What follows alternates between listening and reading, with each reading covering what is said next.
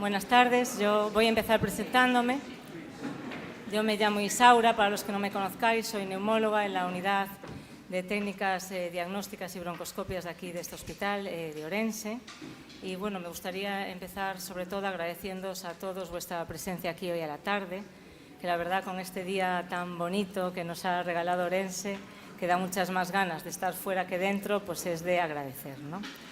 También agradecer a la Academia Médico-Quirúrgica, particularmente a su presidenta, mi queridísima Camino Mouronte, que haya contado conmigo para estar aquí hoy y poder presentar esta sesión.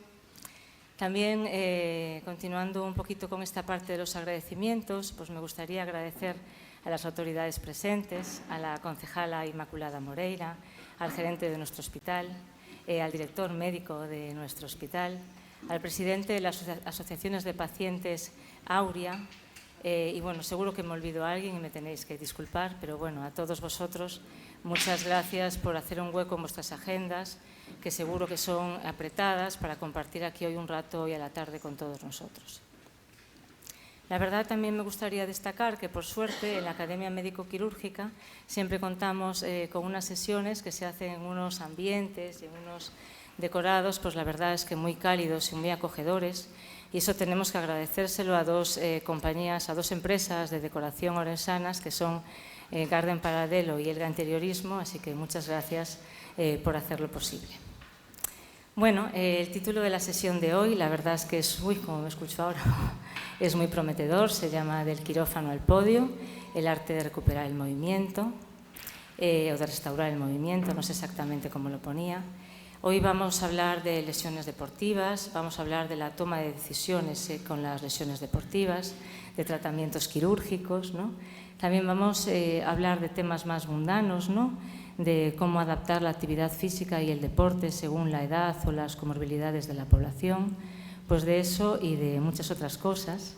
Y para eso la verdad es que contamos con un ponente de primerísimo nivel, que es el doctor Manuel Leyes Vence, que es traumatólogo y cirujano ortopédico, es una eminencia en la traumatología deportiva y aparte pues tenemos el orgullo, que es uno de los nuestros, es orensano, ¿no? Yo ahora pues voy a destacar un mini resumen de algunos de los puntos de su currículum, porque si no sería totalmente imposible. Pero bueno, decir que Manuel se formó en la Universidad de Navarra, también en la Universidad de Navarra hizo la especialidad de traumatología. Decir que cuando acabó la residencia recibió el premio al residente con el mejor currículum del país de entre todas las especialidades. Después realizó formaciones y estancias en hospitales de primer nivel de todo el mundo. En la actualidad es el jefe del servicio de traumatología de la Clínica Olimpia Quirón Salud y también del Hospital Universitario de la Luz. Entre sus muchos méritos, pues tiene el mérito de estar detrás de la primera prótesis de rodilla ambulante que se hizo en nuestro país, que permitió que el paciente se fuera a casa el mismo día ya caminando, o sea que una pasada. Y luego su carrera ha estado muy ligada al deporte, ¿no? Ha sido consejero de traumatología de equipos de primera división, como el Atlético de Madrid, de federaciones españolas deportivas, como la de karate, la de judo, y es un poco el traumatólogo de confianza de nuestra élite del deporte, ¿no? Por sus manos han pasado pues, figuras de primerísimo nivel, algunas como las que se ven ahí en la diapositiva, bueno, Alberto Contador, Carolina Marín, Carlos Sainz, ¿no? Pues todos ellos recuperaron el éxito deportivo gracias a los tratamientos del doctor Manuel Leyes, ¿no? Pues por todo esto y por muchas otras cosas ha recibido a lo largo de su carrera pues muchos reconocimientos, ¿no?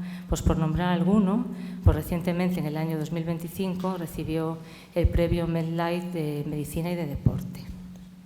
Hombre, soy consciente de que he hecho un resumen muy resumido, de que me dejo en el tintero un montón de méritos tuyos, pero la verdad es que no quiero quitar más tiempo a la ponencia, que estoy segura de que va a ser súper interesante. Así que, Manuel, muchísimas gracias por aceptar la invitación de la Academia Médico-Quirúrgica y volver a Orense, a tu casa, a hablarnos de todo esto. Vale, gracias. Gracias.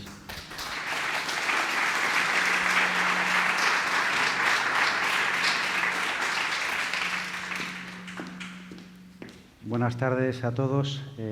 Muchas gracias, Isaura, por tus cariñosas y generosas palabras. Muchas gracias, Camino, por la invitación. Para mí siempre es un placer.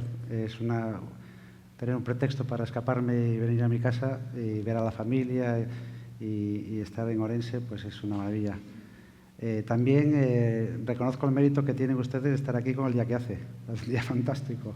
Espero no defraudarles. Yo voy a hablar de... La charla la he enfocado en dos partes. En la primera parte, un poco la atención del deportista de élite y en la segunda parte, hablar un poco de las bondades del ejercicio a todas las edades, un poco más aplicado al deportista amateur. Gracias también por el cartel. El cartel que habéis hecho es precioso. Esto lo guardaré con mucho cariño. Un breve repaso. Yo me introduje en el mundo del deporte hace unos 30 años.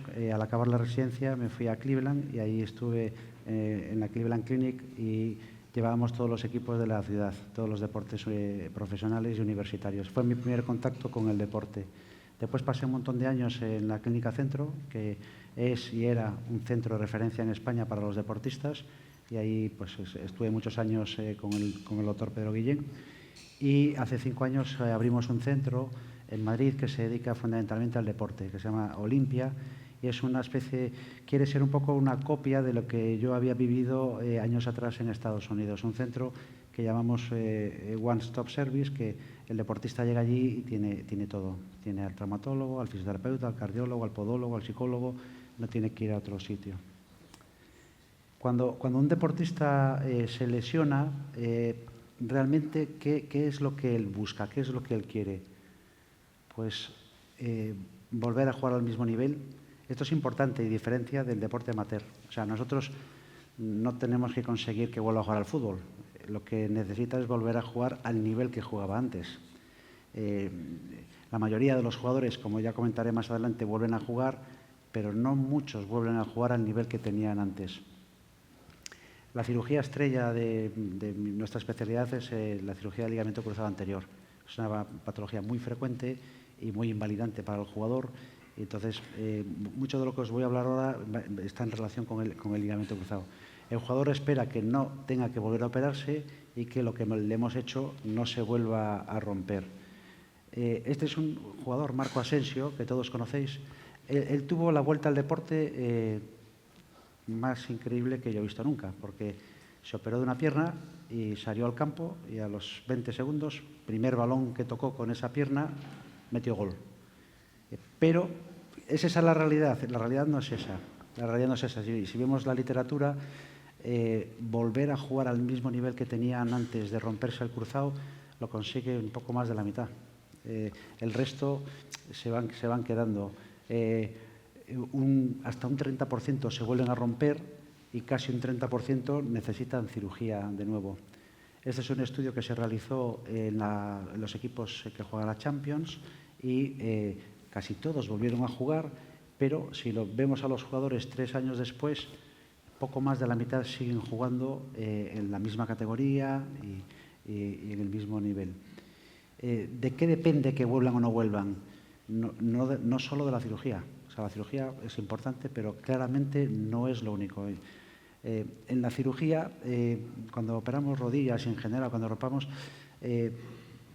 la cirugía es como un traje a medida. O sea, estos dos deportistas, Bimba es una jugadora de la selección de rugby española, 90 kilos, y Sorana es una gimnasta que pesa 45 kilos. Los dos tuvieron la misma lesión, pero los requerimientos de su deporte son distintos y también la constitución.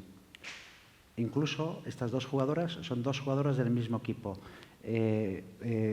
Una es la estrella del equipo, que es una jugadora escocesa, que ya está acabando su carrera. Ya es una jugadora muy reconocida, senior, se rompe el cruzado y escoge una técnica. La otra es una chica muy joven que está empezando a salir y escoge una técnica distinta. Mismo deporte, mismo equipo, cirugías distintas.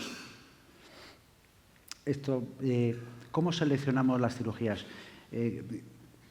Los deportistas de élite son una población aparte. O sea, es como la comparación podría ser como la Fórmula 1. En la Fórmula 1, en una carrera, tienen que cambiar los neumáticos 3 o 4 veces. Nosotros con los coches normales cambiamos los neumáticos una vez al año.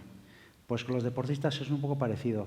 Entonces, es difícil tener bases científicas para tomar decisiones. Uno puede decir, bueno, pues nos basamos en la experiencia del cirujano, ¿no?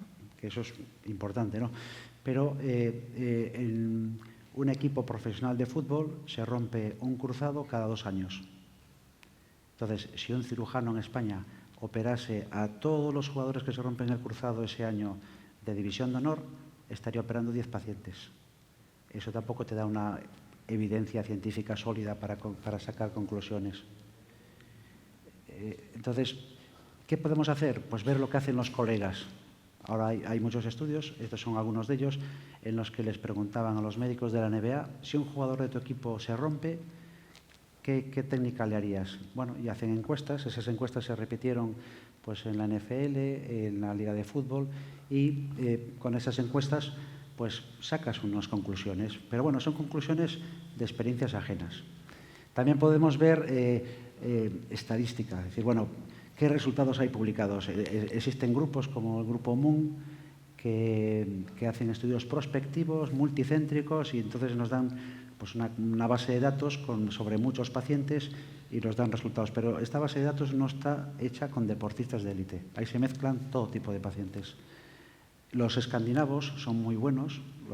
Los países escandinavos tienen una cosa fantástica, es que lo registran todo. En los países, en Noruega, en Suecia, Dinamarca, si yo pongo una prótesis de rodilla, tengo que enviarla a un registro estatal. Si no la envío, me pierdo la licencia.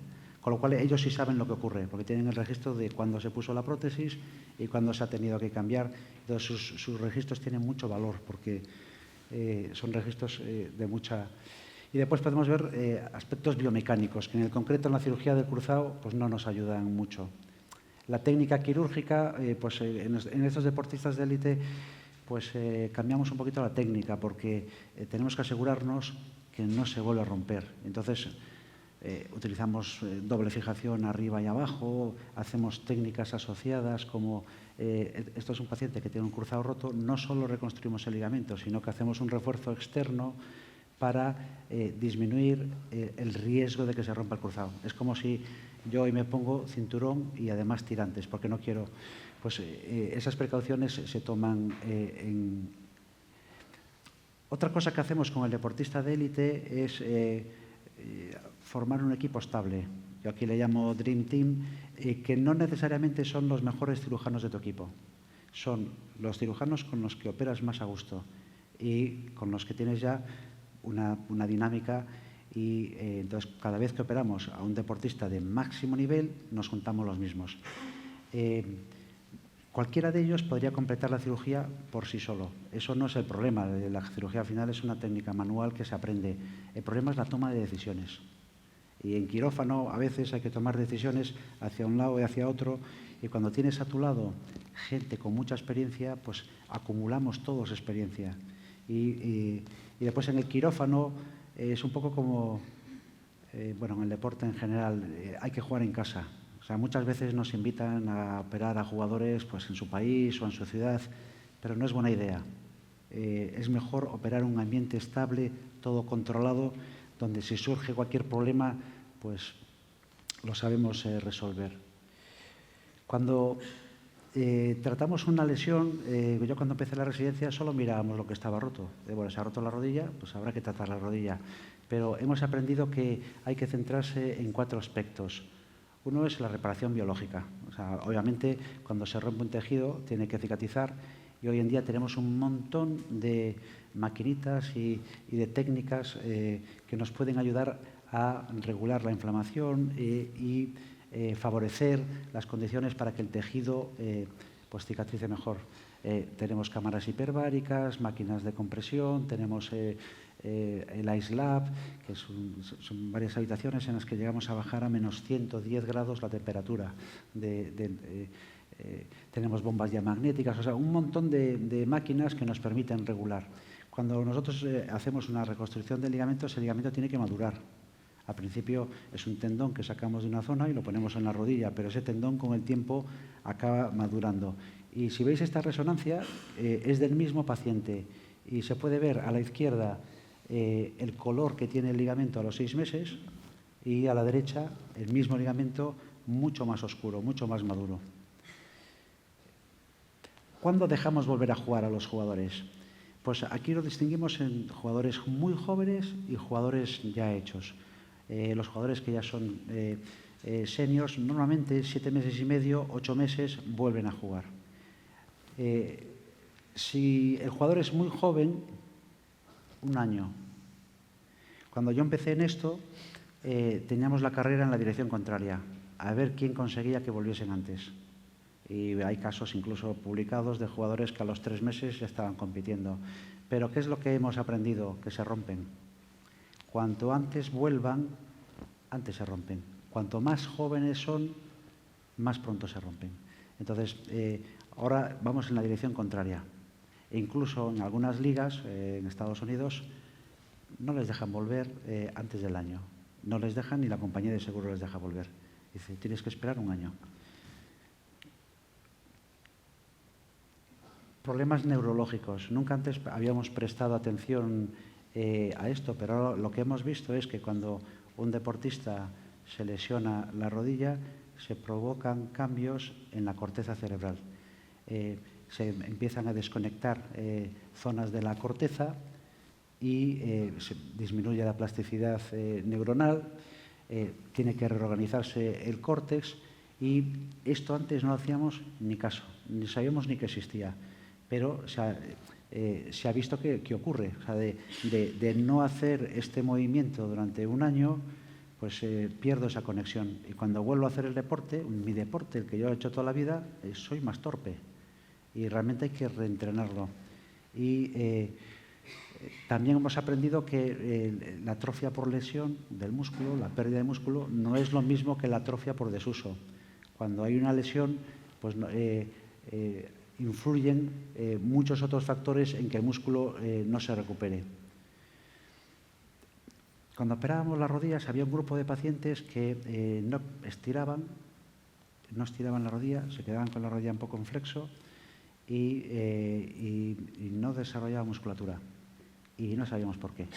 No sabíamos por qué, les echábamos la bronca, tienes que trabajar más, Y hace unos años se descubrió que había una cosa que se llama inhibición muscular artrogénica. Y son pacientes que después de la lesión no son capaces de activar el cuádriceps por problemas que ocurren tanto a nivel de la corteza como también en la vía espinal. Y este paciente vemos que está contrayendo la rodilla sana y la otra le dices que contraiga. Y es una persona fuerte y activa, pero no es capaz de activar el vasto medial oblicuo. Y estos pacientes acaban desarrollando una pérdida de extensión. Nosotros le echamos la culpa al paciente, le echábamos culpa al fisioterapeuta, decía no has trabajado suficiente. Realmente era un problema neurológico que no estábamos tratando. Hoy en día tenemos pues, muchas herramientas que nos permiten detectarlo y tratarlo. Esto es una máquina que se llama la superinductiva, que lo que hace es como una resonancia que manda una señal y cuando llega al nervio crural, lo activa. Entonces, se contrae el músculo sin necesidad de estimularlo. Esto nos sirve. También hacemos ejercicios con electrodos de superficie que nos permiten registrar si el deportista está activando bien la musculatura. Tenemos sistemas robóticos que el deportista cuando hace el ejercicio tiene una representación en la pantalla en la que ve realmente la fuerza que está haciendo y ese feedback visual le sirve también para volver otra vez a activar las vías córtico-espinales. Esta es una anécdota, pero en Olimpia pasan muchos deportistas, entonces hay una máquina que mide la fuerza y había siempre una competición. Venía un futbolista y a ver quién era. Hasta que vino Nico. Nico es judoka, campeón del mundo. Y ya reventó la prueba, porque es fuertísimo. Es fuertísimo.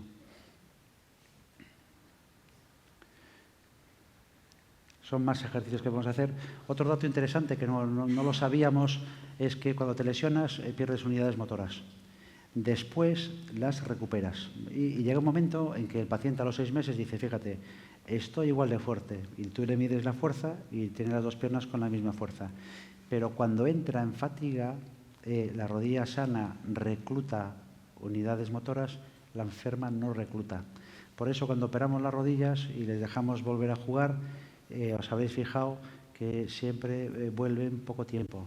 Salen unos minutos en la segunda parte, intentamos siempre que el debut sea en casa, que no jueguen. ¿Y por qué? Porque en el momento que entras en fatiga no reclutas, y si no reclutas aumenta el riesgo de lesión. Hacemos también ejercicios en espejo. Estos son ejercicios con unas gafas de realidad virtual que invierten la imagen. Entonces el paciente piensa que está moviendo la pierna operada y está moviendo la sana y al revés. Y eso se ha visto también que sirve. Estamos ahora con los neurólogos viendo la posibilidad de hacer estimulación magnética transcraneal para evitar esta inhibición muscular iatrogénica. Los jugadores también, cuando se operan y cuando se lesionan, pierden el equilibrio, pierden la propiocepción, y eso hay que reintegrarlo. Y tenemos un montón de máquinas que lo hacen. Lo podemos hacer con los ojos abiertos, con los ojos cerrados. Hay entrenamientos de propiocepción específicos para cada deporte. Este es Eder Militao, que se ha roto los dos cruzados, de la rodilla derecha y después el de la izquierda, igual que su hermano, igual que su padre. O sea que hay factores condicionantes en su familia. Y ya lo último que hemos incorporado son simuladores virtuales de juego, en los cuales antes de decir al futbolista, bueno, pues ya estás para jugar, pues simulamos lances del partido y registramos el movimiento. Al registrar el movimiento vemos el tiempo de apoyo en cada pierna, el ángulo con el que flexiona, el valgo o el varo que hace, pero ya simulando, no es fútbol, pero se parece al fútbol. Psicológico, pues bueno, hombre, siempre había psicólogos en el COE y en el CAR, pero no le damos mucha importancia. Ahora mismo tenemos 2 psicólogos en el equipo. En el equipo tenemos 2 psicólogos. ¿Por qué no vuelven a jugar? Fijaros, un 28% por miedo. No les da, la rodilla está bien, pero les da miedo. Los pacientes que tienen... Nosotros hacemos, cuando un paciente se lesiona, le pasamos un QR, que es un cuestionario de miedo. Y cada paciente es distinto.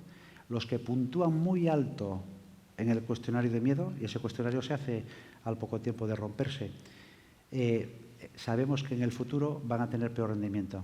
Y esos que puntúan muy alto, tenemos que ponerles un psicólogo que esté más pendiente de ellos. Incluso el miedo pues altera pruebas funcionales, como el tiempo de reacción del basto. Los pacientes que tienen miedo reaccionan más lentos. Este es el cuestionario que aplicamos, es un QR con unas preguntas y nos da una valoración, un cuestionario. Y después lo que es la condición física, que esto bueno, es lo que hemos hecho siempre, toda la vida, que es recuperar físicamente al deportista. Lo que ha cambiado en los últimos años es que antes teníamos como una progresión cronológica. Decíamos, bueno, pues al mes te toca quitarte las muletas, a los 2 meses bicicleta, a los 4 meses corres. Ahora ya no es así. Ahora se mide todo y cuando cumples determinados niveles, determinados hitos, pasas al siguiente escalón. O sea, la cantidad de datos que tenemos es brutal. Y la tecnología, pues obviamente es muy grande. Nosotros tenemos ahora, pues eso es una piscina que funciona como un ascensor con una plataforma hidráulica que tiene una cinta para correr en la piscina, entonces le podemos poner el peso que él quiera. Tenemos máquinas antigravitatorias, tenemos máquinas que miden la propiocepción. En esta máquina que está aquí, este jugador de fútbol, Ibi, nosotros le ajustamos las fijaciones del snow y las fijaciones del esquí. Y reproducimos situaciones de nieve y también nos dan una puntuación. Decimos, bueno, ha recuperado el equilibrio, no lo ha recuperado. Fijaros, este es un informe de un paciente, el informe que me pasa a mí el fisioterapeuta. Antes me decía, va bien, pero ahora veis, tengo un montón de datos. ¿Y la rodilla queda estable o no queda estable? Pues antes decíamos, pues sí, me gusta, queda estable. Ahora tenemos un robot que se llama GenuRob, que mide exactamente la laxitud. Aplica una fuerza constante y te dice, pues se desplaza tantos milímetros y la otra se desplaza menos. Hacemos entrenamiento con restricción de flujo. Eso, pues ponemos al futbolista o al deportista a fortalecer disminuyendo el aporte sanguíneo. Y eso se ha visto que acelera también la hipertrofia muscular. Bueno, no os voy a aburrir con esto, pero en cada fase de la fisioterapia tenemos un montón de ejercicio. Esto es para volver a la carrera. La máquina que veis allí, la Alter G, lo que hace es levantar al jugador y tú le pones el peso que quieras. Pues que quiero caminar o correr con la mitad de mi peso. Y lo mismo lo puedes reproducir en el agua, con la piscina hidráulica. Existe una prueba que hacemos que es la prueba del triple salto. Entonces, la plataforma que veis ahí registra el tiempo de contacto, la fuerza del contacto, la distancia del salto, tiene células fotoeléctricas, ¿no? Y se hace con la pierna operada y con la pierna sana. Y hay bastante correlación en la función del triple salto con la posibilidad de volver a competir. A veces te lleva sorpresas como este jugador. Este es un jugador que jugaba en el Chelsea y lo querían fichar el Al-Nassr, el equipo de Cristiano, y nos lo mandaron para hacer un reconocimiento médico. Cuando le exploramos, la rodilla era inestable, no tenía cruzado. Hicimos una resonancia, no tenía cruzado. El Callado, claro, quería fichar, no dijo nada. Pero cuando le hicimos las pruebas, superó todas las pruebas. Llevaba 3 años jugando en el Chelsea, en la selección de Marruecos, nos eliminó a nosotros en el Mundial sin cruzado.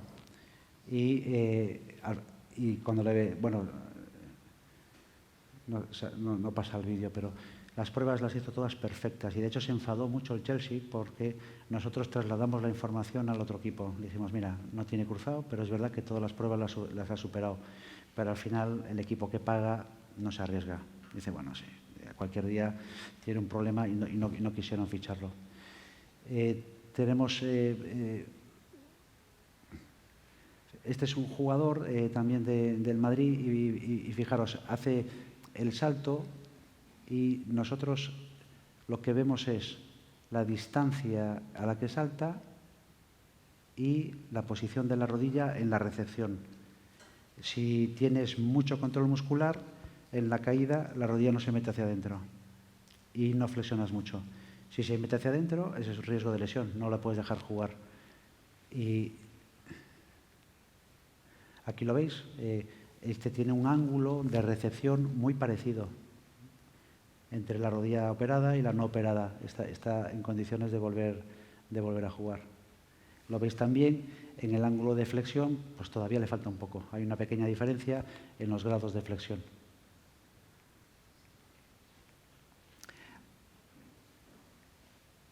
Una vez que han superado todas las pruebas, empezamos a hacer pruebas en el gimnasio.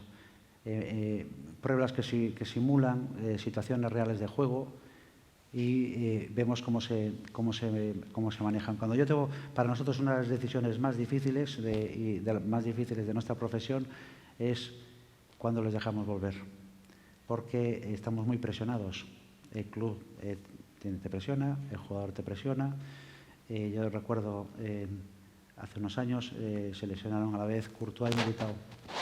Y el club me dijo, ninguna presión, esto cuando estén. Hasta que se cruzaron con el City. Cuando les tocó el City en una de las eliminatorias, me dijeron, bueno, pero yo les veo bien, Yo creo que ya están para jugar. Ahí cambia la presión. Y después ya empezamos a hacer pruebas en el campo, pruebas funcionales en el campo. Las pruebas son distintas en función de la posición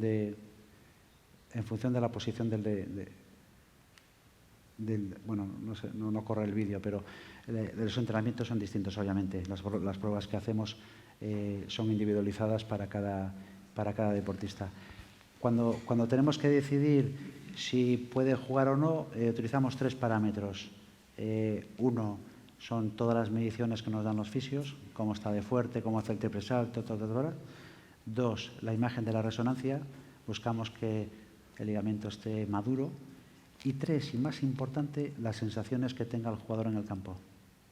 Porque el jugador al final, estos jugadores conocen muy bien su cuerpo. conocen muy bien su cuerpo y ellos te dicen, ¿estoy o no estoy? Y es raro que se equivoquen. Hay alguna anécdota que muchas veces he contado sobre los médicos. Vivimos en un ámbito en los que estamos subidos a un pedestal y siempre tenemos la razón y lo que decimos nosotros va a misa y el paciente tiene que escucharnos. Y en este mundo te equivocas muchas veces porque ellos se conocen mejor que tú. Alberto Contador, en el Tour de 2015, se cae bajando la Petit Ballon a 70 km por hora y se hace una herida en la rodilla y le cosen la herida en el Tour, no puede continuar y se hace curas en Madrid con nosotros y después me dice, me tengo que ir a Lugano porque allí vive mi familia y tengo que continuar con las curas allí. ¿Me puedes buscar a alguien en Lugano? Y entonces estaba trabajando allí el que era el presidente de la Sociedad Europea de Rodilla, una figura italiano, y le dice a Alberto, te voy a quitar los puntos. Y Alberto le dice, no, no me los quites, porque dentro de 3 semanas empieza la vuelta. Yo estoy haciendo ciclo. Si me quitan los puntos y la herida se abre, no puedo participar en la vuelta. Y él cobraba un bonus por hacer los 3 grandes. Y contestación del médico, yo sé lo que hago. Soy el presidente de la Sociedad Europea de Rodilla. ¿Qué pasó? Pues lo que tenía que pasar. Le quitó los puntos y la herida se abrió. Alberto anunció en los medios que no iba a participar en la vuelta. Mucho enfado, me llamó muy enfadado y entonces nosotros hicimos un poco locura de decirle, pues mira, si quieres te lo arreglamos. Y fuimos a Suiza, en la cocina de su casa, en la cocina, sin licencia, con su mujer haciendo de enfermera, limpiamos la herida, se la cosimos y lo que pudo ser, bueno, pudo acabar fatal para Alberto y sobre todo para nosotros. Pues el caso es que participó y ganó la vuelta.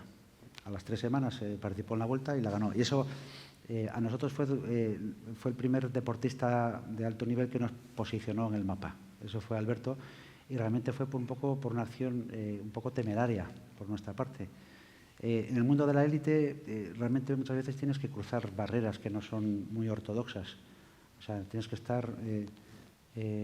hay un amigo mío, que también es un traumatólogo muy conocido, que dice en el plato de los huevos con bacon, el traumatólogo del deporte es el cerdo. Dice, la gallina participa, pero el cerdo se compromete. Pues es como la... Bueno, estos son ejercicios. Entonces, en resumen, antes de pasar muy rápido al deporte, ¿qué es lo que ha cambiado en los últimos años? Los procesos ya son individualizados, no es la rehabilitación la misma para cada paciente, no es la rehabilitación la misma para cada cruzado, la cirugía tampoco, se mide todo, ya no hacemos una evolución cronológica y después el retorno a la competición. Es verdad que nunca tienes certeza, nunca tienes la seguridad, puede volver y se puede volver a romper, pero lo hacemos basándonos en muchos más datos que antes. Ya no son corazonadas o sensaciones, sino que tenemos muchos más datos.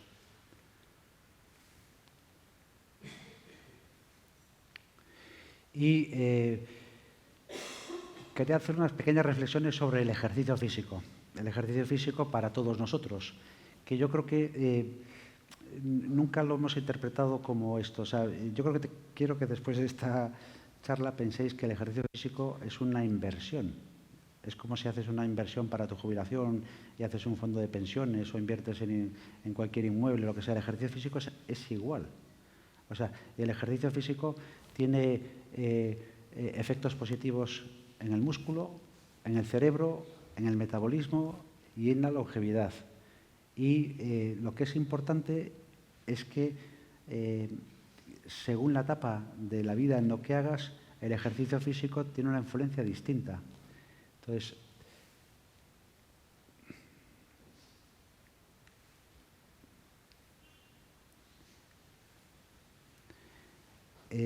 cuando eres niño, Félix, mi sobrino, si inviertes en hacer ejercicio físico, estás construyendo tu reserva funcional. Favoreces la coordinación, favoreces el desarrollo motor, aumenta tu masa ósea, mejora tu plasticidad cerebral, reduces el riesgo de tener enfermedades metabólicas e incluso te afecta, te mejora el estrés, el sueño, el estado de ánimo. O sea, cuando estás haciendo ejercicio físico de niño, no solo estás construyendo músculo, estás mejorando tu cerebro. Cuando eres adulto joven, entre los 20 y 50 años, llegas a tu pico de función. Es cuando tienes mayor fuerza, mayor capacidad aeróbica, más eficiente metabólicamente, pero, y esto mucha gente no es consciente, a partir de los 30 empezamos a perder musculatura. Tú puedes decir, bueno, yo me encuentro como un toro, pero la realidad es que a los 30 empieza la sarcopenia, la pérdida de masa muscular. Y si no te cuidas, si eres muy sedentario, estás con estrés crónico, mala alimentación, pues peor todavía. Hablando del estrés crónico, los que me conocen, yo me enfermo siempre que cojo vacaciones. Entonces yo al principio pensaba, hay que tener mala suerte, es que no puede ser, cada vez que me voy de vacaciones, pero está descrito. Hay una enfermedad que se llama leisure sickness, que se produce en gente que está con mucho estrés, todo día con la adrenalina activada y con el cortisol por las nubes. Cuando baja y para, pues se pierde esa protección que está frenando todos los problemas y surgen pues, esta enfermedad que se caracteriza por síntomas gripales, dolor de cabeza y tal. O sea, no es una casualidad. Yo decía, no puede ser. Bueno, mi familia que me conoce dice, ya viene enfermo. Entonces, es muy importante entrenar la fuerza y cuanto más mayores somos, más importante es entrenar la fuerza. Y entrenar la fuerza, pues con 2 sesiones a la semana es suficiente y, claro, para desarrollar la fuerza hay que hacerlo cargas altas. Más o menos son 80% de tu fuerza máxima, las repeticiones. Entonces, todos nosotros sabemos del peligro de la osteoporosis. En los medios y en todas partes siempre se habla, cuidado con la osteoporosis, que te vas a caer y se van a romper los huesos, va a tener fracturas. Pero casi nadie habla de la sarcopenia, que es prácticamente casi igual de peligrosa. La sarcopenia es la pérdida de masa muscular. Y la pérdida de masa muscular pues, nos conduce a caídas, discapacidad, alteraciones y al final mortalidad. La fuerza que tenga el individuo se correlaciona con su longevidad. Hay más cosas, obviamente, pero la fuerza es muy importante. ¿Cómo mejorarlo? Obviamente, pues haciendo ejercicio físico. Mejoras la velocidad de la marcha, mejoras la estabilidad y también tiene la gente más mayor un efecto neuroprotector. La gente que hace ejercicio físico tiene menos riesgo de demencia, tiene mejor memoria y también una mejor función cognitiva. ¿Qué es lo que tiene que hacer una persona mayor? Pues ejercicio físico 2 días a la semana, adecuado obviamente a su edad y a su capacidad física, individualizado y pues no como cuando eres joven que vas a tope, aquí puedes ir pues a un 40-80% de tu fuerza máxima. El que veis aquí a la derecha es Carlos Soria, muchos le conocéis. Carlos estuvo conmigo aquí en un foro de la región y tiene ahora 87 años. Celebró su 87 cumpleaños en febrero yendo a hacer escalada en hielo en Islandia. A los 86 fue la persona mayor del mundo en subir un 8000. Que le sigue es un japonés que tiene 80 años. Y Carlos es muy buen amigo y tiene una forma física envidiable. ¿Pero por qué? Porque entrena muchísimo. Bueno, tiene genética, lógicamente, pero entrena mucho. Entonces, acabando ya, quiero que interpreten el ejercicio no solo como una actividad, sino como una estrategia de vida. Cuando somos muy pequeños construimos, de adultos mantenemos y cuando envejecemos el ejercicio físico nos protege. Y acabo con esta frase. En medicina buscamos fármacos que prolonguen nuestra vida, pero el ejercicio hace algo más importante, no solo la alarga, sino que la mantiene vivible. O sea, vives mucho, pero con calidad de vida. Y esto es todo. Muchas gracias.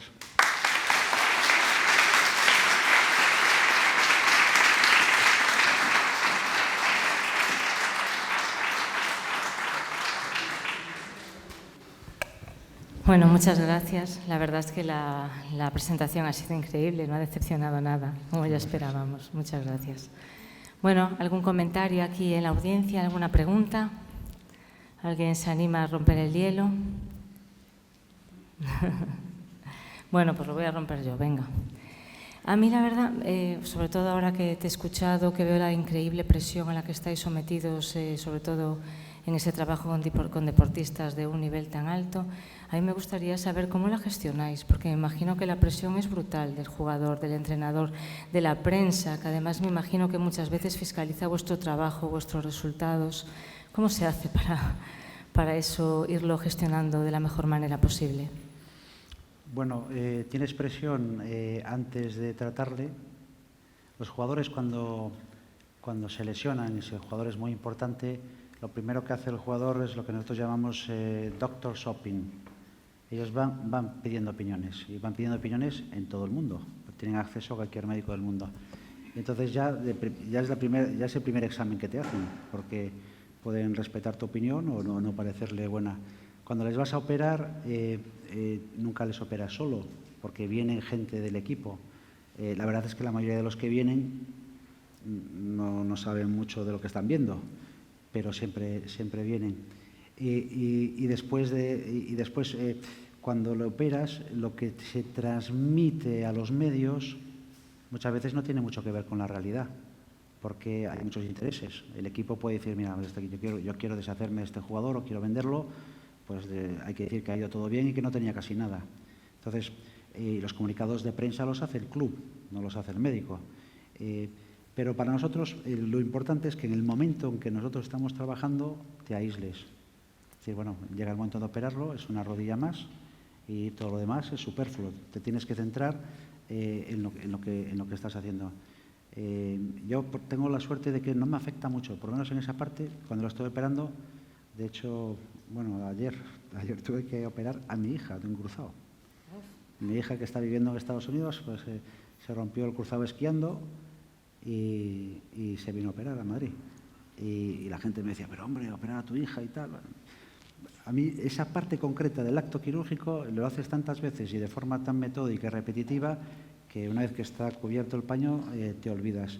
Y después también es muy importante porque en este mundo estás rodeado de gente con mucha notoriedad, con mucha presencia en los medios, y eso muchas veces te puede confundir. O sea, nosotros somos médicos. El de la estrella, el deportista, de los periódicos, es él. Y si gana torneos no es porque le hayas operado tú, es porque él es buenísimo. Pero ese mundo es peligroso porque uno puede confundirse y pensar, no, aquí... y la medicina, yo soy de los que piensa que el ego es un lastre, y además la medicina te pone en tu lugar. Cada caso es distinto y como dicen los sajones, you are only as good as your last case. Tú puedes decir, soy tremendo, y al día siguiente, pues, complicación seria y tal. Entonces hay que diferenciar. Nosotros somos médicos, centrarnos en lo que hacemos e intentar abstraerte de la presión que te rodea. No debe ser fácil, ¿no? Bueno. Sí. Bueno, muy bien.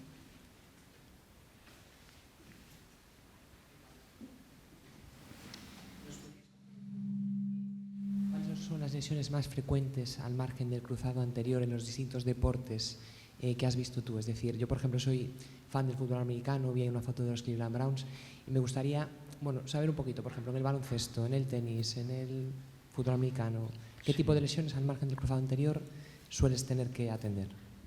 Bueno, cada deporte tiene sus lesiones específicas. En el fútbol, las lesiones más frecuentes son lesiones musculares, sobre todo de la pierna, fundamentalmente del muslo, roturas discotibiales, rotura de lesiones musculares en el cuádriceps, eso todos los días. El cruzado es lesión grave, porque al final el jugador ya lo conoce, ya sabe que se va a perder al menos una temporada.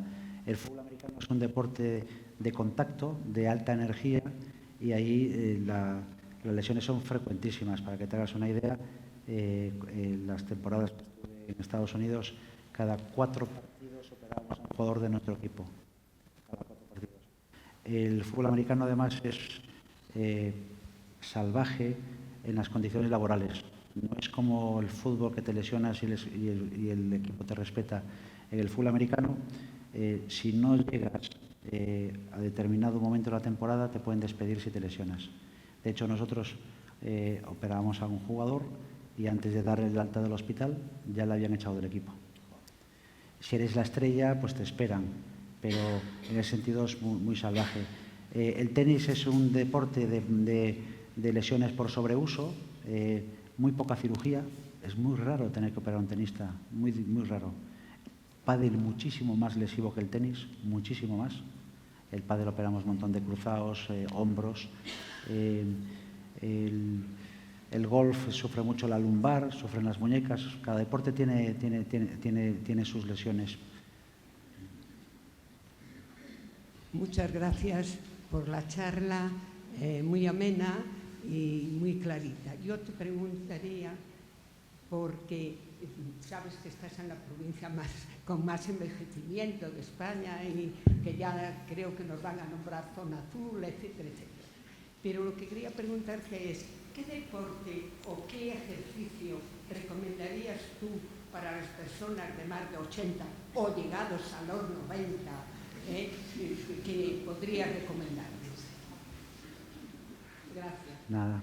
Hay que hacer, como mencionaba antes, algo de fuerza, porque a esa edad, si uno no tiene buena fuerza, pues tiene menos coordinación, riesgo de caída. Entonces, pesitos moderados se pueden levantar. Ejercicios como el pilates ayudan mucho a trabajar el core para proteger un poquito la zona lumbar. Caminar es saludable. Bicicleta estática, si uno no tiene mal la espalda, también lo puede hacer. Cualquier deporte acuático, caminar en el agua, hacer un poquito de pierna en el agua, todo eso es saludable. No haría ejercicios obviamente no haría ningún ejercicio que tenga impacto, no correría, no saltaría, no levantaría pesos por encima del nivel de los hombros. Los hombros a esa edad, pues los tendones están muy delicados y como levantemos pesos por encima del hombro es fácil que tengamos alguna lesión en los hombros. Ejercicios de bajo impacto, dos días a la semana, intentar caminar todos los días y si hay posibilidad, ejercicio acuático. Nada, gracias. ¿Alguna otra pregunta? Hola, gracias por la presentación, ha sido espectacular. Estaba pensando en el tema de los que estamos sentados todo el día en la consulta, si el tema de las mesas que se levantan y se mueven, ¿no? Como en algunos países, por ejemplo en Escandinavia, una compañera me acaba de decir que ella lo vio cuando rotó allí como médica de familia, en Suecia. Entonces, si realmente, a ver, todos sabemos que movernos es mejor, ¿no? Pero si realmente vale la pena luchar por este tipo de mesas que se muevan y que podamos estar de pie, volvernos a sentar y moverse dentro de la consulta. O sea, las posiciones mantenidas en flexión de rodilla son perjudiciales. La rótula, simplificándolo, pero se nutre del líquido sinovial y es parecido a una esponja. Si yo cojo una esponja, la meto debajo de la bañera y la tengo apretada, no entra bien el agua en la esponja. Pues con la rótula es parecido. Si yo la postura que tengo ahora en flexión la mantengo durante muchas horas, pues al final la rótula se reblandece, el cartílago se empieza a dañar y empieza a tener dolor en la rodilla. Entonces conviene estar cambiando constantemente de posición, que haya movimiento. En ese sentido, las mesas que tú comentas fomentan eso, porque estás cambiando de pie, te agachas, te levantas. Las posiciones mantenidas en general son malas, tanto en flexión como de pie. Cuando uno está de pie sin hacer nada, viendo un cuadro un rato largo, realmente el equilibrio lo está manteniendo porque está haciendo una contracción mantenida del cuádriceps. La contracción mantenida del cuádriceps empuja la rótula hacia atrás y al estar mucho tiempo comprimiéndola, pues el cartílago acaba reblandeciéndose y se acaba dañando. Entonces, estar mucho tiempo y sentado, tienes otro problema también con las lumbares. La posición de sedestación en la que estoy yo ahora es una posición de trabajo para la columna lumbar baja, no es una posición posición de reposo. Ahí es cuando le estoy metiendo más presión a los discos lumbares bajos. Entonces, nosotros tampoco tenemos esas mesas. Si te sirve de consuelo, estamos... Yo ahora he escuchado mucho hablar de los beneficios de los snacks de movimiento, ¿no? De levantarte y hacer 10 sentadillas. Claro, si entra alguien en la consulta dice que estás loco, ¿no? Pero bueno, parece que tiene sus ventajas para no estar todo el tiempo 7 horas sentado viendo pacientes en la misma posición, ¿no? ¿Alguna otra pregunta? Enhorabuena por la charla, me ha encantado. Me gustaría saber, las personas que tienen una dismetría, tanto de nacimiento como secundarias a una cirugía, y tienen dolores musculares crónicos que pueden venir de la cadena posterior, dolores musculares de forma generalizada, que van al fisio, que hacen deporte, etcétera. ¿Existen estudios funcionales o hacéis algún tipo de estudios para saber exactamente qué tipo de ejercicios tienen que hacer, qué tipo de musculatura tienen que mejorar, cuál es la afectada? Sí, bueno, lo primero que hacemos, lógicamente, es cuantificar la dismetría, hacer una teleradiografía y, como norma general, esto no es matemáticas, pero por encima de 1 centímetro hay que corregirlo con una alza. Por debajo de 1 centímetro, si no es sintomático, no tiene síntomas, podemos vigilarlo. Y ya si está por encima de 3 centímetros, 4 centímetros, sobre todo si el paciente es joven, entonces corregimos la dismetría. La dismetría se puede corregir alargando la corta o acortando la larga. Casi ningún paciente quiere, los chicos jóvenes, casi ningún paciente acepta acortar la larga. Y entonces hacemos procedimientos de elongación de la extremidad. Yo hice mi tesis doctoral cuando estuve en Navarra sobre las elongaciones de miembros, que es una técnica quirúrgica que tiene muchas complicaciones. O sea, tienes que reservarla para casos de dismetrías relevantes. Con respecto a lo que me preguntabas de la fuerza muscular, sí que hacemos una valoración con los estudios isocinéticos de la fuerza de cada grupo muscular, comparándolo con el lado contralateral.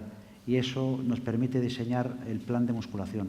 Y bueno, pues a este paciente realmente lo que le falta es trabajar más la cadena posterior o trabajar más isquios, o tiene un cociente malo. Pues eso hoy en día lo podemos medir y sobre todo podemos medir la progresión. Es decir, bueno, pues cuando vino a verme le faltaba un 30% comparado con el otro lado y ahora estamos ya en un 20%. Pero la dismetrías menores no deberían preocuparos. Vemos en la consulta mucha gente, muchos padres que vienen con los hijos porque le han visto una pequeña dismetría y muchas veces no tiene relevancia. Si son muy pequeños, obviamente hay que seguirlos en el tiempo para controlarlo, pero es muy raro tener que hacer una medida quirúrgica en ellos, tener que operarlos.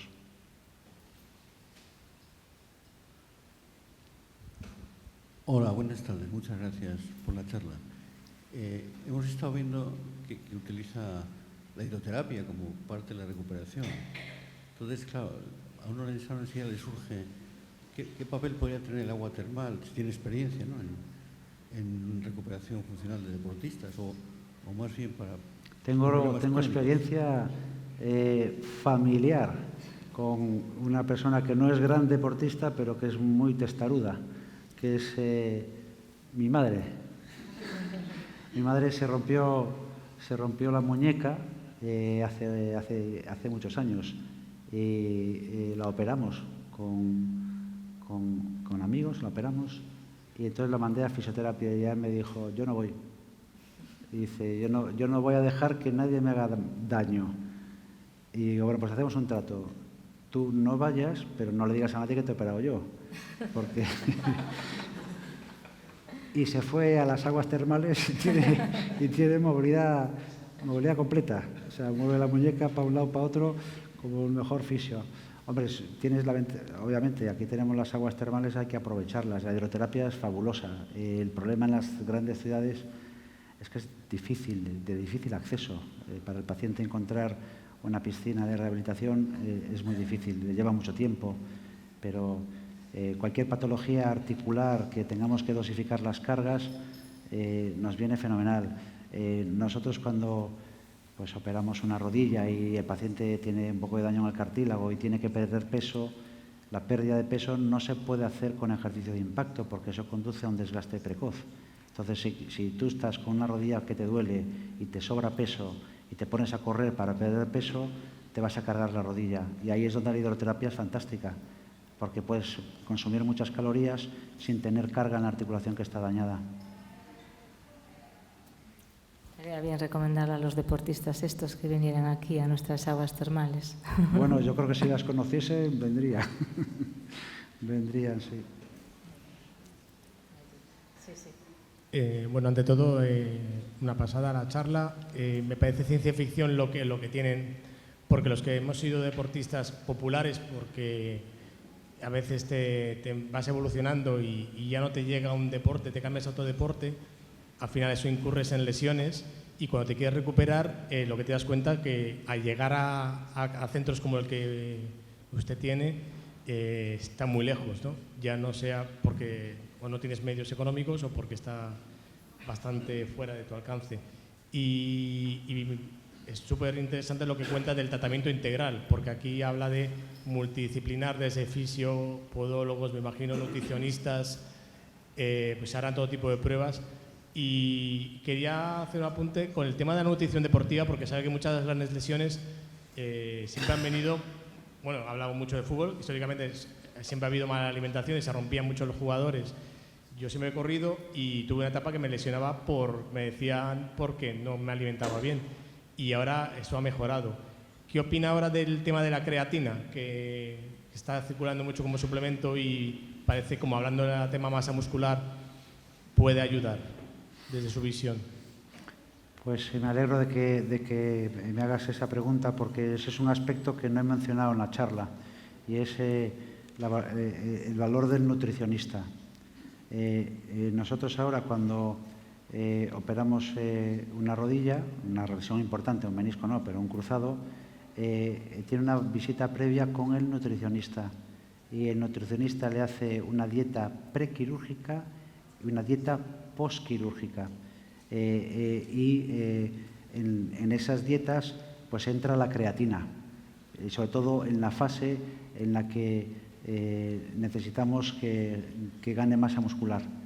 Y en ese sentido es fenomenal. El uso indiscriminado, sin ningún control, eso no lo veo apropiado, pero si estás guiado por un nutricionista y en una fase de recuperación en la que nos interesa la hipertrofia y recuperar musculatura, pues una dieta hiperproteica y en la que incluyas creatina es una buena opción. Nosotros tenemos también en Olimpia 2 nutricionistas, uno que se dedica pues, a la gente de la calle que quiere pues, ponerse en forma, perder peso, y después otro que está solo con los deportistas. Les hace las dietas de todo el año, según la fase de la temporada, y después también la dieta en el proceso de la cirugía, pre y posoperatorio.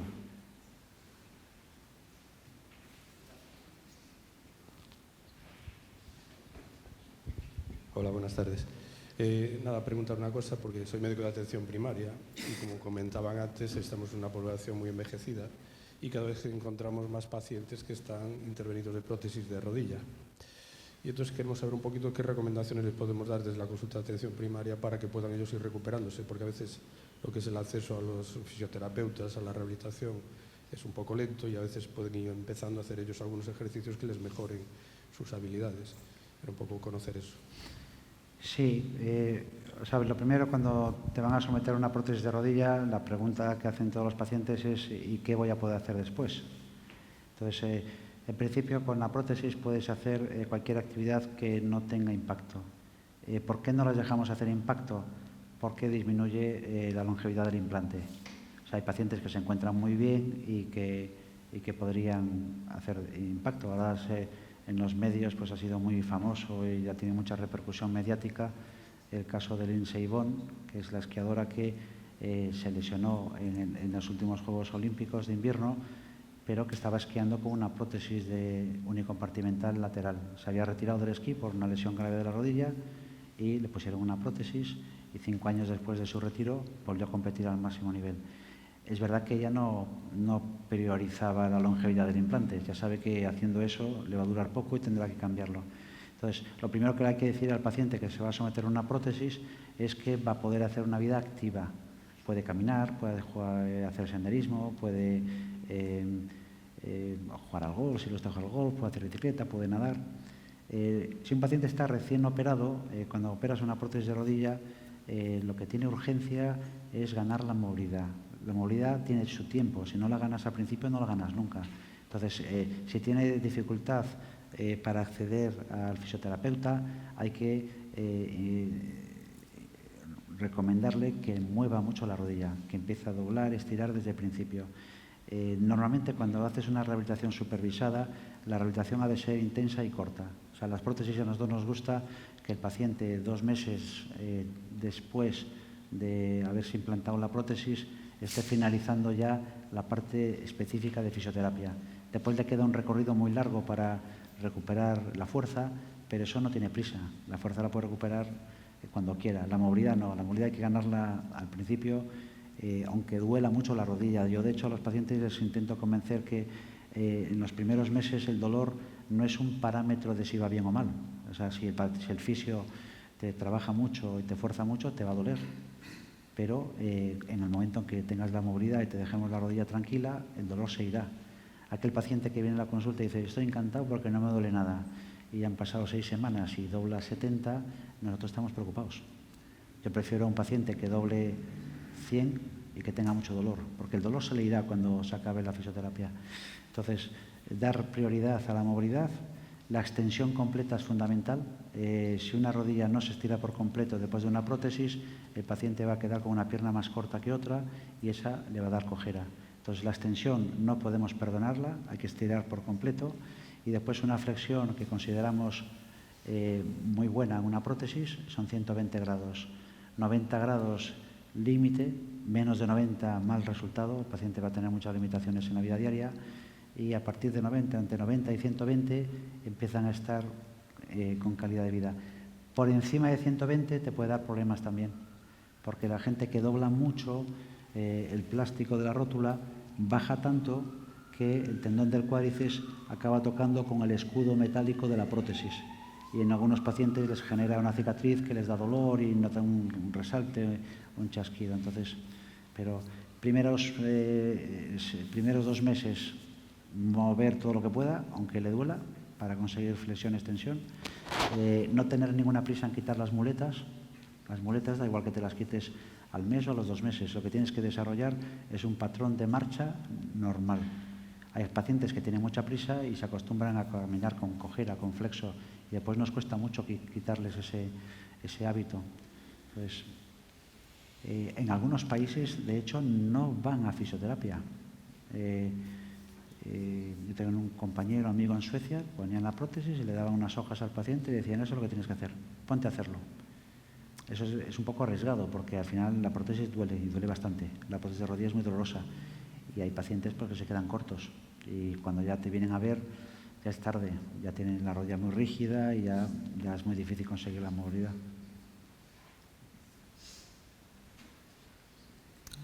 ¿Alguna otra pregunta? ¿No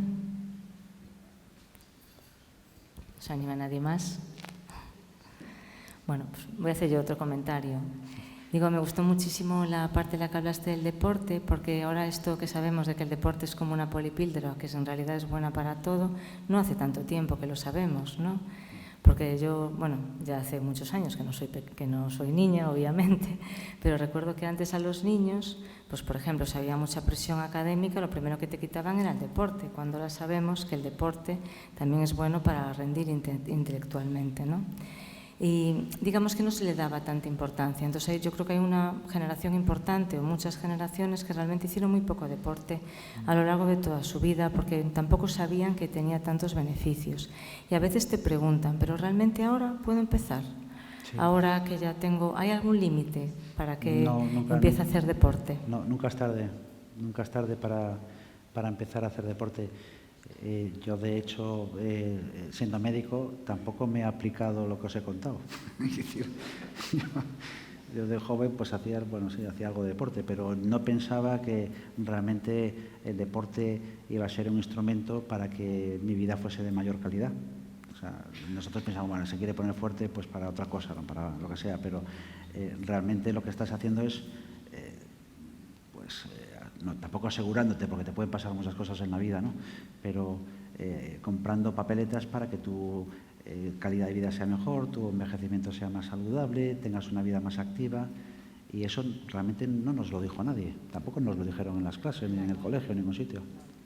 Pero... De hecho, bueno, tú seguro que sí, pero nosotros, por lo menos a mí muchas veces me cuesta recomendar deporte, y si el enfermo tiene una patología grave, ¿no?, pues se me olvida mucho eso de recomendar deporte. Está claro que incluso en patologías graves el deporte mejora, ¿no? Sí. Calidad de vida, mejora a veces resultados de tratamientos, ¿no?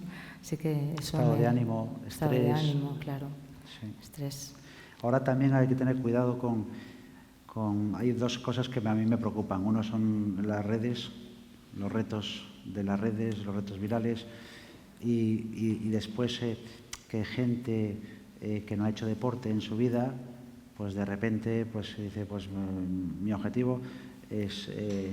yo te recuerdo una anécdota muy graciosa, que vino a la consulta un paciente con sobrepeso, y le digo, ¿y qué le pasa a usted? Y dice, nada. Y digo, ¿y entonces qué hace aquí? Y dice, pues mire, yo me dedico a la banca de inversión. Y entonces mi banco, porque el año pasado fui muy bueno, me ha regalado un dorsal para correr la maratón de Nueva York. Y dentro del regalo incluye una consulta con usted. Y entonces yo le pongo así con cara y diciendo, pero usted ha corrido alguna vez. Y me dice no se ría mucho, que ahora viene mi jefe y ya le va a ver. El jefe también se lo habían regalado. Y el jefe era todavía menos deportista. Y veo ese perfil de gente que le ha ido muy bien pues en su faceta profesional en la vida, y son gente de cumplir objetivos y tal, y se ponen retos, y de repente dice, pues bueno, pues ahora que ya tengo la vida resuelta, ahora lo que quiero es, voy a hacer un Ironman. Y tú dices, pero nadie no te ha visto nunca un cardiólogo, no te has hecho ninguna prueba de esfuerzo, no tienes hábito de correr, y eso es cada vez más frecuente, y las redes yo creo que lo estimulan. Y esta gente que son hiperachievers, que gente que dice, bueno, yo lo puedo con todo, pues cada vez vemos más gente de estos en la consulta, y a veces pues con resultados trágicos. ¿Alguien se anima a alguna otra cuestión? Hola, ¿qué tal? Antes hablaba un compañero sobre las dismetrías. No es mi caso, pero sí la de una persona conocida que tiene, digamos, un 0,5 centímetros de dismetría en una pierna, ¿no? Se rompió, ¿cómo es? Fémur o la tibia. No, en la rótula ahora no me sale. El menisco, hombre, que no me salía.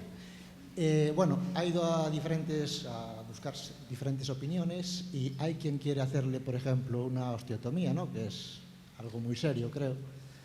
Hay otros que le dicen que con operar el menisco está solucionado. Entonces, no sé, quería que me hablaras un poquito sobre el tema de la osteotomía, que parece que es algo bastante serio, porque digamos que no le quieren quitar el menisco y le quieren hacer la osteotomía porque dice que eso, sin osteotomía, puede generar mucha artrosis. En un paciente estamos hablando de 40 años. Sí, bueno, tienes que ver la alineación que tiene la extremidad del paciente. O sea, si yo tengo el menisco interno, me rompo el menisco interno y mis rodillas son muy varas, muy arqueadas como los futbolistas, ese menisco se ha roto porque la carga de mi cuerpo pasa por el compartimento interno. Entonces, si tú tienes un paciente con rodilla muy arqueada y una rotura del menisco interno y le operas, lo normal es que la carga en ese compartimento aumente, porque el menisco lo que hace es distribuir y disipar las cargas. Entonces, en ese sentido, si tú tienes una rotura degenerativa de un menisco que se ha producido por una sobrecarga, porque tienes el eje mal, ahí la osteotomía es muy eficaz, porque manda el peso hacia el compartimento sano. Los pacientes tienen miedo a la osteotomía porque implica partir el hueso y cambiar la dirección, pero es una cirugía que se empezó a hacer en la década de 1956. Se empezaron a hacer osteotomías por un doctor que se llamaba Coventry Lamayo y tiene una eficacia contrastada. Es pura mecánica. Si yo tengo la pierna en varo y me la llevan en valgo, el peso se me va a ir al compartimento sano y es muy eficaz. Entonces, quitar meniscos degenerativos, eso suele ser un error, porque al final lo que conduce es a un desgaste de ese compartimento. En gente adulta, nosotros operamos 2 de cada 10 meniscos rotos, 2 de cada 10. Y esos 2 que operamos suelen ser pacientes que tienen clínica que llamamos mecánica. Tienen enganche, tienen derrame, tienen bloqueos, porque hay un fragmento de menisco que se interpone y lo pellizcan. Si es una rotura por desgaste, por fatiga, el quitarlo, lo único que vas a hacer es acelerar el desgaste. Por eso la osteotomía puede ser una indicación, no por la dismetría de 0,5, que es muy poco, sino porque el eje no sea el correcto. Sí.